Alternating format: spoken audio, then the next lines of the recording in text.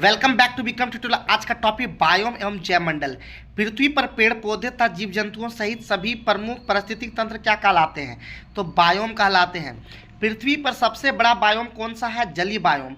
सबसे कम जैव विविधता जैव भार वाला बायोम कौन सा है? तो टुंड्रा बायोम।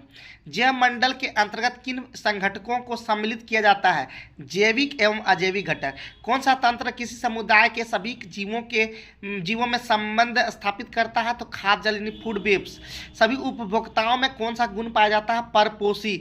वे प्रजातियां जो किसी समुदाय में प्रचुरता तथा जैव भार की अल्पता के बाद भी सामुदायिक अभिलक्षणों पर अपना प्रभाव दर्शाती है की स्टोन प्रजातियां कहलाती है। एबोनी तथा महोगनी वृक्ष किन वनों से संबंधित है? उष्णकटिबंधीय सदाबहार वनों से। साल, सागौन एवं शीशम किस बायोम के वृक्ष है? मानसूनी वन बायोम। किस बायोम की भूमि अम्लीयता अल्प खनिज वाली होती है? शंकुधारी वन। विषुवत रेखा से ध्रुवों की ओर जाने पर पारिस्थितिकीय उत्पादन पर क्या प्रभाव पड़ता है? पहले बढ़ता है फिर घटता है। किस बायोम में सबसे कम तापांतर पाया जाता है? अयनवर्ती सदाबहारी वर्षा वन बायोम में। किस बायोम में प्राथमिक उत्पादकता सर्वाधिक होती है? विषुवतीय वन बायोम में।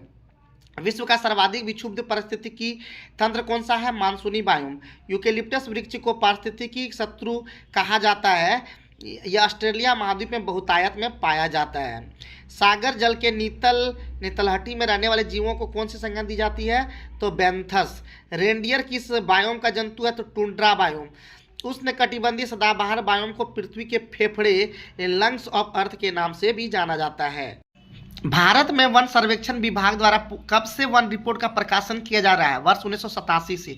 देहरादून स्थित भारतीय वन सर्वेक्षण संस्थान फॉरेस्ट सर्वे ऑफ इंडिया के द्वारा प्रति 2 वर्षों के अंतराल पर भारत वन स्थिति रिपोर्ट प्रकाशित की जाती है।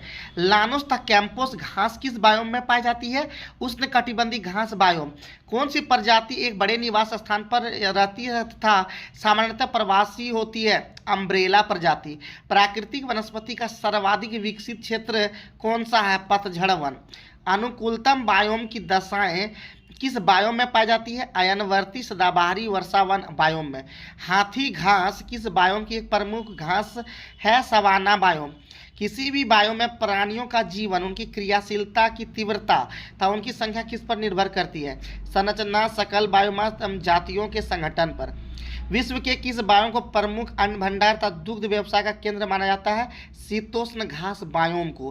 कीस्टोन प्रजातियों का संरक्षण करना आवश्यक है। पारितंत्र की अन्य प्रजातियों कीस्टोन प्रजातियों के प्रति अत्यंत संवेदनशील होती है। कीस्टोन प्रजातियों के विलुप्त होने पर अनेक अन्य प्रजातियां भी विलुप्त हो जाती है। पौधों की जाति, उनकी संरचना तथा वृद्धि किस पर निर्भर करती है? पर्यावरण के भौतिक एवं जैविक कारकों के अंतर संबंध पर।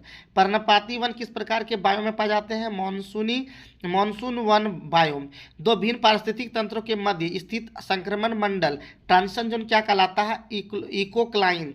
सर्वप्रथम पारिस्थितिक स्तूप की परिकल्पना किसने प्रस्तुत की? चार्ल्स एल्टन ने। भारत में किस क्षेत्र को पारिस्थितिक उष्ण स्थल कहा जाता है? तो पश्चिमी घाट को। तो आज की वीडियो में इतना ही। फिर नेक्स्ट वीडियो में लगातार हम बात कर रहे हैं हर टॉपिक का।